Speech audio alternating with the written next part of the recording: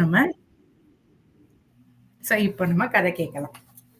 ஒரு தரம் ஒரு 25, 30 பேர் சேர்ந்து ஒரு குரூப்பா, ஒரு குரூப் டூர் மாரி ஒரு 4, 5 கோவிலுக்கு சேர்ந்து ஒரு ட்ரிப் மாதிரி பிளான் பண்றேன். அப்போ அதுல வந்து அந்த ட்ரிப்போட நாள் வருது. அங்க எல்லாரும் அந்த பஸ்ஸுக்கு வெயிட் பண்ணிட்டு இருக்கும்போது, திடீர்னு ஒரு தாய் வந்து கையில ஒரு சின்ன குழந்தைய வச்சுட்டு இருக்கா. அப்போ வந்து திடீர்னு குழந்தைக்கு கொஞ்சம் உடம்பு சரியில்லாத மாதிரி இருக்கும்போது, அப்ப அவளுக்கு தோணுறது, பேசாம நம்ம வந்து இன்னைக்கு போக வேண்டாம். அதனாலதான் அப்படின்னு சொல்லிட்டு, சரி முடியல அப்படின்னு சொல்லிட்டு அங்க டிக்கெட் கவுண்டருக்கு திருப்பி போய், இல்ல நான் வேணா வித்ட்ரா பண்ணிக்கிறேன். ஏன்னா என் குழந்தைக்கு கொஞ்சம் உடம்பு முடியல அப்படின்னு. அப்பதான் வந்து ஒருத்தர் அங்க வந்திருக்காரு கேட்கறதுக்கு. இந்த குரூப் டூர்லாம் வந்து நான் போகணும்னு ரொம்ப ஆசை.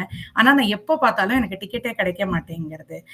உடனே அப்பதான் அவர் சொல்லிட்டு இருக்காரு, இதெல்லாம் ஆன்லைன் புக் பண்ணிக்கிறவாளுக்கெல்லாம் கிடைக்கிறது. நீங்க ட்ரை பண்ணுங்கோ. அவர் சொல்றது, எனக்கு ஆன்லைன் வசதி கிடையாது. எனக்கு பண்ணவும் தெரியாது. அப்ப நான் ஒரு தரமும் இங்க உங்ககிட்ட டிக்கெட் கேட்க வரும்போது நீங்க டிக்கெட் இல்லன்னு சொல்றேன் அப்படின்னு. அதுக்குள்ள இந்த இந்த அம்மா வந்து வித்ட்ரா பண்ணிக்கவே அவர் வந்து சொல்றாரு, ஐயா உங்களுக்கு இன்னைக்கு வந்து அதிர்ஷ்டம் தான். இப்பதான் பஸ் கிளம்ப போறது. அதுல ஒரு சீட் இருக்கு. அதனால நீங்க வேணும்னா இன்னைக்கே கிளம்பிடுங்கோ. அப்போ அவர் சொல்றாரு, சரி 2 நாள் டூர் தான், நான் இப்பவே கிளம்புறேன். இந்த மாதிரி ஒரு பஸ்ல ஏறுறா, கிளம்புறா. முதல்ல ஒரு கோவில் வருது. எல்லாருமா தரிசனம் பண்றா. திரும்பவும் பஸ்ல ஏறி ப்ரொசீட் பண்றா. அப்ப எல்லாரும் பஸ்ல வந்து பஜனை பாடிண்டு, கடவுள் நாம ஜபிச்சுண்டு, ஸ்லோகம் எல்லாம் சொல்லிண்டு, அந்த மாதிரி நல்ல ட்ரிப்பா போயின்னு இருக்கா. அதுக்கப்புறம் என்ன ஆறுது, அதே மாதிரி 2வது கோவிலுக்கு போறா, போயிட்டு வரா. அதுக்கப்புறம் அடுத்த 3வது கோவில் கொஞ்சம் தூரம். அப்போ அந்த டிரைவர் என்ன சொல்றாருன்னா, நடுவுல ஒரு ஸ்ட்ரெச் ரோடு வந்து ரொம்ப மோசமா இருக்கும். நம்ம இருட்டுறதுக்கு முன்னாடி அந்த ஸ்ட்ரெச்ச நம்ம கவர் பண்ணினாதான் இன்னைக்கு நம்ம 3வது கோவில் பார்க்க முடியும் அப்படின்னு. அப்போ கொஞ்ச தூரம் போன உடனே என்ன ஆகுது, அந்த பெரியவர் எவர் வந்து அன்னைக்கு ஏறினாரோ அவருக்கு கொஞ்சம் உடம்பு சரியில்லாம போயிடுறது. அப்போ உடனே வந்து டிரைவர் வந்து ஒரு ஹாஸ்பிட்டல் பார்த்து அங்க பஸ்ஸ திருப்ப வேண்டிய ஒரு சூழ்நிலை. அப்போ ஒரு சிலர் வந்து பஸ்ல, ஆமா ஆமா நம்ம வந்து இவருக்கு உடம்பு சரியில்லைன்னா இவரை நம்ம கண்டிப்பா டாக்டர் கிட்ட கூட்டின்னு போகணும். ஒரு சிலருக்கு என்ன அபிப்பிராயம்னா, பேசாம இவரை இறக்கி விட்டுடலாம், இவரால வந்து நம்மளாலே வந்து போக முடியல, இவர் திடீர்னு வந்து சேர்ந்துட்டு தானே அப்படின்னு ஒரு சிலர் சொல்றாங்க. ஆனா அந்த டிரைவர் சொல்றார், நம்ம கூட்டின்னு வந்திருக்கோம், அதனால நான் கண்டிப்பா இவரை ஹாஸ்பிட்டல் கூட்டின்னு போகணும் அப்படின்னு. அங்க போன உடனே வந்து டாக்டர் ஏதோ ஜெனரல் ஏதோ வீக்னஸ் பரவாயில்ல, நான் ஒரு ஊசி போடுறேன், அவர் சரியா போயிடுவார், ரெஸ்ட் எடுத்தா சரியாயிடும்னு சொல்லிட்டு அவரை எல்லாம் சரி பண்ணி அனுப்புறதுல ஒரு 2 மணி நேரம் ஆயிடுது. அதுக்குள்ள கொஞ்சம் இருட்ட ஆரம்பிக்கிறது. அப்போ முதல்ல எல்லாரும் கடவுள் நாமா சொல்லிண்டு ரொம்ப சந்தோஷமா போன அந்த பஸ்ல இப்போ கொஞ்சம் ஒரு சிலருக்கு கொஞ்சம் ஃப்ரஸ்ட்ரேஷன் இருக்கு, ஒரு சிலருக்கு கொஞ்சம் மனசுல இது இருக்கு. இப்போ இருட்டுறதுக்குள்ள நம்ம போக முடியலன்னா இன்னைக்கு 3வது கோவில் கண்டிப்பா பார்க்க முடியாது அப்படின்னு. ஒரு சிலர் இன்னமும் அந்த பாசிட்டிவ் சைட்ல இருக்கா, பரவாயில்ல நம்ம பாத்துக்கலாம் அப்படின்னு கடவுள் நாமா சொல்லிட்டு இருக்கா.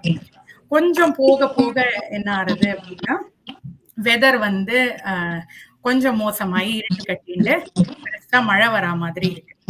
அப்போ உடனே வந்து அந்த ஒரு சில குரூப் யாரு இன்னும் கொஞ்சம் பாசிட்டிவா கடவுள் நாம சொல்லியிருந்தாலும், அதுல இருந்து ஒரு சிலர் வந்து ஏதோ இன்னைக்கு வந்து யாரோ ரொம்ப நெகட்டிவ் வைப்ஸ் வச்சுட்டு இருக்கா. நம்ம எல்லாரும் இவ்வளவு நல்ல வேலை பண்ணறதுக்கு போறோம். அதுல யாரோ கண்டிப்பா நெகட்டிவிட்டி ஸ்ப்ரெட் பண்றா. அதனாலதான் ஒண்ணு மாத்தி ஒண்ணு இந்த மாதிரி யாரு நெகட்டிவா இருக்கான்னு நம்ம கண்டுபிடிக்கணும் அப்படின்னு ஒருத்தர் ஆரம்பிக்கிறா. அதுல ஒரு சிலர் சொல்றா, அப்படி எல்லாம் எதுவும் கிடையாது. எல்லாம் கடவுள் நினைச்சுட்டு இருக்கார், போலாம் அப்படின்னு. அதுக்குள்ள என்ன ஆகுது, திடீர்னு ரொம்ப மின்னலோட மழை. அதுல வந்து அந்த மின்னல் வந்து பளிச்சு பளிச்சுன்னு வந்து ரோட்ல எல்லாம் வந்து அடிக்கிற அளவுக்கு மின்னல் அடிக்கிறது. அப்போ உடனே அந்த டிரைவர் என்ன பண்றார், ஒரு ஓரத்துல நிறுத்திட்டு சொல்றார், இப்போ மழை நிக்கிற வரைக்கும் நம்ம இங்க இருந்து போறது வழி இல்ல. அதனால வந்து நான் இறங்கி அங்க போய் உட்காந்துக்கிறேன். நீங்க எல்லாரும் இதுலயே இருங்கோ. மழை நின்னாவட்ட நம்ம போகலாம் அப்படின்னு. அப்போ ஸ்லோலி இன்னும் வந்து எல்லாரும் பகவான் நாமல ஃபோக்கஸ் பண்ணவாள்லயும் நிறைய பேர் யாரோ இந்த நெகட்டிவ் அப்படின்னு சொன்னதுல இருந்து அவளுக்கும் தோண ஆரம்பிச்சிருது, கரெக்ட் தான், யாரோ கண்டிப்பா நெகட்டிவா இருக்கா, அதனாலதான் இப்படி நம்ம வந்து இப்போ மழை வேற வந்துடுத்து, இன்னைக்கு கண்டிப்பா நம்ம அடுத்த கோவில் பார்க்கவே முடியாது அப்படிங்கிற மாதிரி.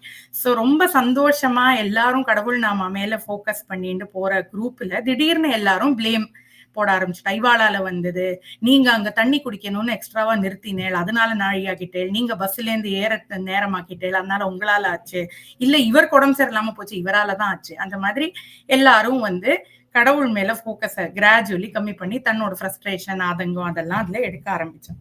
அதுக்குள்ள ஒருத்தர் வந்து சொன்னார், "நம்ம எப்படியும் கண்டுபிடிக்கணும். நமக்கு நாளைக்கும் ட்ரிப் இருக்கு.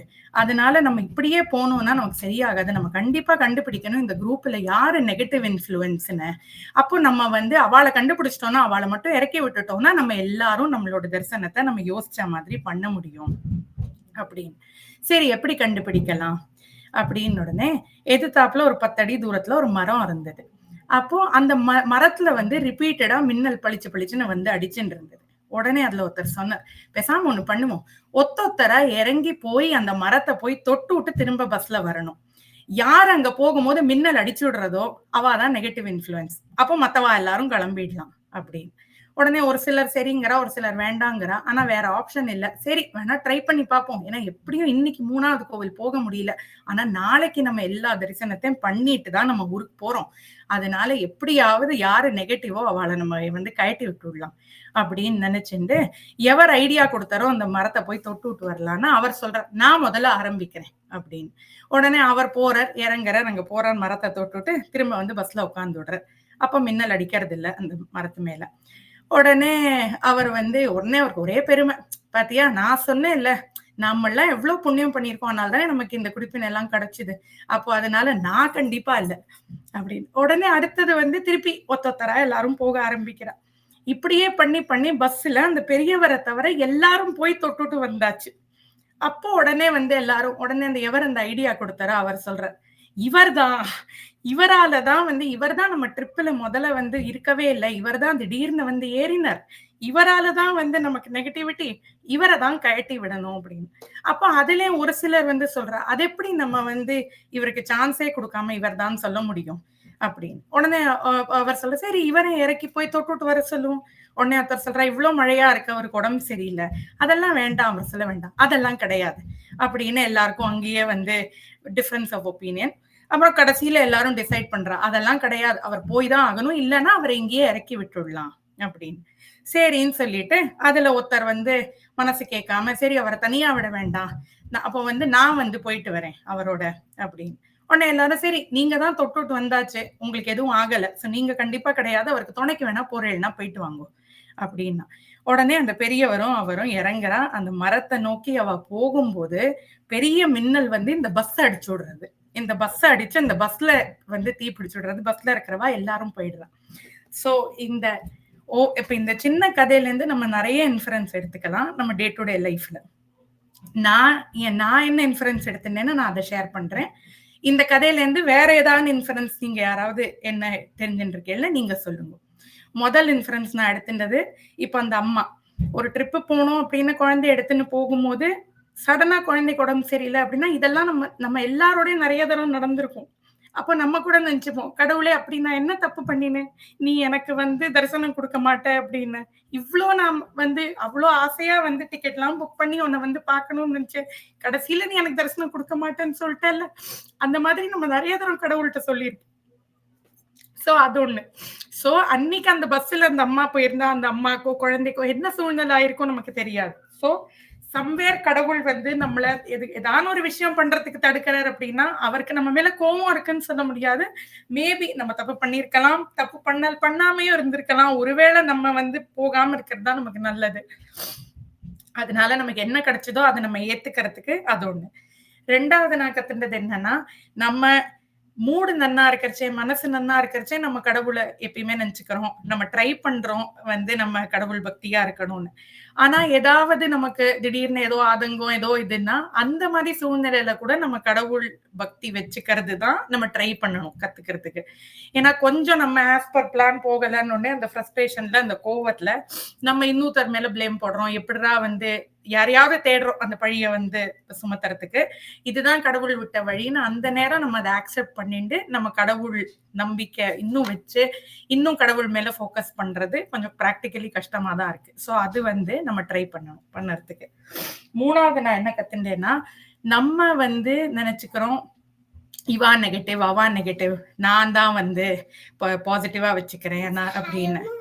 பட் ஆனா வந்து நமக்கு தெரியாத நிறைய தரம் நம்ம வந்து ஒரு குரூப்பா இருக்கும் போது அது ஃபேமிலியா இருக்கலாம், ஃப்ரெண்ட்ஸா இருக்கலாம், இந்த மாதிரி சத்சங்கமா இருக்கலாம், யாரோ பண்ணின புண்ணியம் நம்மள காப்பாத்துறதா கூட இருக்கலாம். சோ அதனால நம்ம நல்லது பண்ணி கடவுள் நம்மள காப்பாத்துவார் நம்பிக்கை வச்சுக்கிறது ஒண்ணு.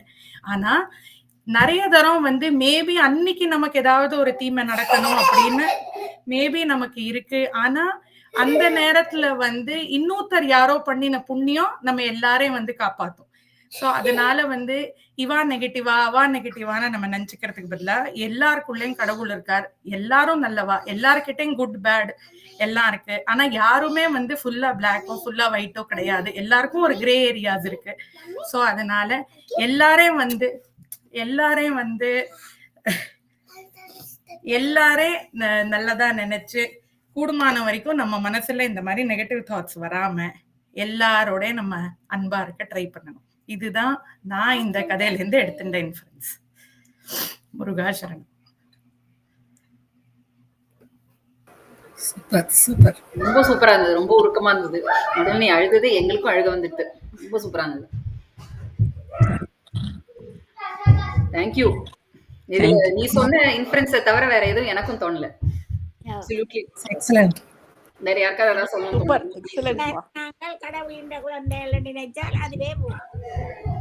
நான் பெருசு நீ பெருசுண்டு அது நினைக்கவே கூடாது.